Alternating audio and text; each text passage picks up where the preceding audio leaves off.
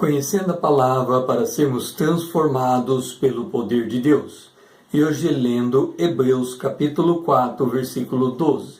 Porque a palavra de Deus é viva e eficaz, e mais cortante que qualquer espada de dois gumes, e penetra até o ponto de discernir a alma e o espírito, juntas e medulas, e é apta para discernir os pensamentos e propósitos do coração. Quanto maior for o discernimento das realidades espirituais, melhor a nossa capacidade em Cristo para viver pela fé. O autor aos Hebreus reforça a distinção entre alma e espírito, acrescentando um detalhe vital: só a palavra de Deus, em seu poder vivificante, é capaz de fazer uma clara distinção entre alma e espírito. Tanto é verdade que, se for feito um estudo na Bíblia dos termos alma e espírito, muitas vezes se entenderá que são sinônimos um do outro. Ainda que assim seja, há uma distinção entre alma e espírito só discernível pela fé. Você me pergunta, como assim? A fé discerne a divisão, mas como será feita essa divisão na prática? A fé espera até que Deus nos dê a compreensão e aumente a nossa capacidade de perceber esta distinção. E por que Deus assim age? Quem tem fé nesta verdade deve entender o seguinte: Provérbios capítulo 3, versos 5. Confia no Senhor de todo o seu coração e não te estribes no teu próprio entendimento. Ou seja, não temos a obrigação de entender tudo que está na Bíblia o tempo todo, mas somos obrigados a confiar sempre em Deus.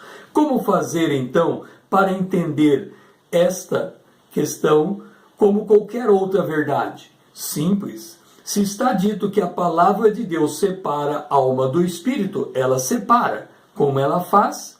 Se eu não sei, eu oro: Senhor, eu creio que se o Senhor separa a palavra, abre o meu entendimento para que eu compreenda.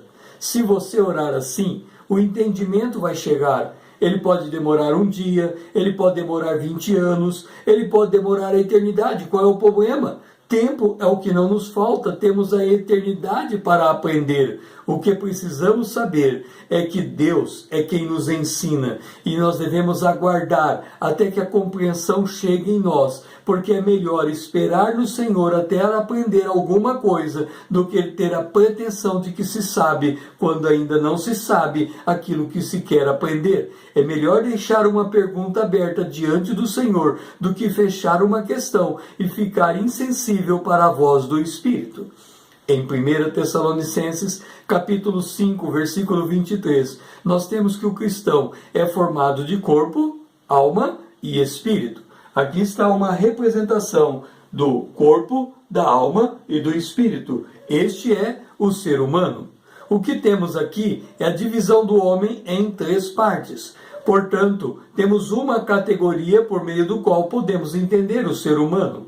O que quero dizer com isso é que sempre que citamos um, os outros 2 seguem por causa da categoria. Se eu falo corpo, tem alma, tem espírito. Se eu falo espírito, tem alma e tem corpo. Se eu falo alma, tem espírito e tem corpo. Ora, isto é uma categoria. Nós devemos guardar o coração, diz Salomão, está em Provérbios 4, 23. Só que o coração pertence a uma outra categoria. Ele não se confunde. Quando falamos em espírito, alma e corpo, estamos falando de uma categoria completa. O coração é uma categoria à parte, é uma outra categoria. Como fazer então para enxergar o coração à luz do corpo, da alma e do espírito? Como entender Hebreus capítulo 4, versículo 12?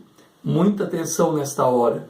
Precisamos primeiro entender o seguinte: se corpo, alma e espírito é uma categoria, precisamos abrir cada uma dessas partes.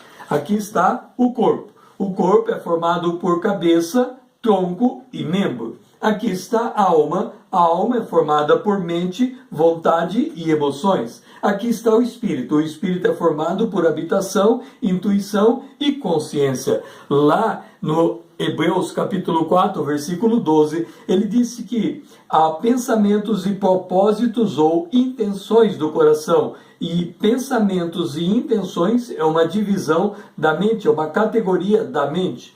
Lá em Hebreus capítulo 4, versículo 12, diz que temos juntas e medulas. Ora, juntas e medulas faz parte da estrutura do corpo humano. As juntas são aquelas partes que fazem as ligações entre os ossos, e a medula passa todo o nosso sistema nervoso. Nas juntas nós podemos dizer que aqui temos o nosso sistema orgânico, e na medula nós temos o nosso sistema nervoso.